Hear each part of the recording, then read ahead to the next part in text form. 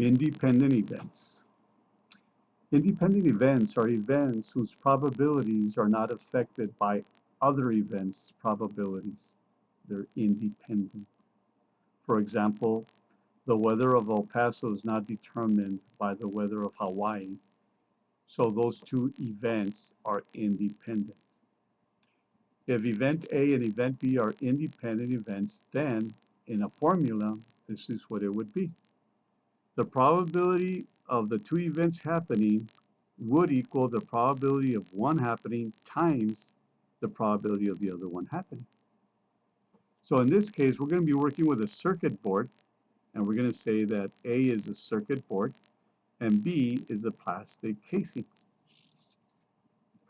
A USB flash drive requires a two-step manufacturing process. The first step involves the circuit board, and let us assume that 98% of the circuit board assemblies are satisfactory.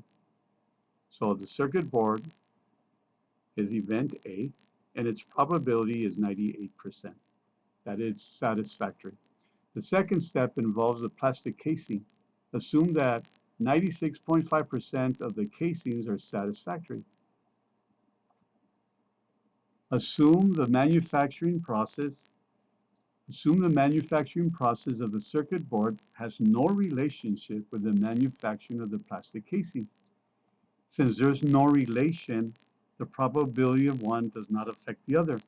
That part is telling us that they're independent events.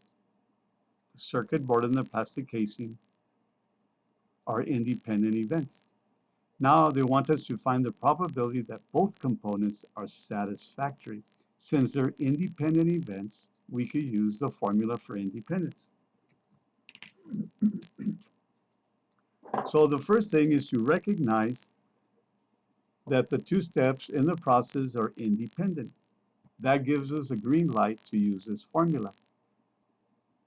So they would like us to find out what is the probability both components are satisfactory.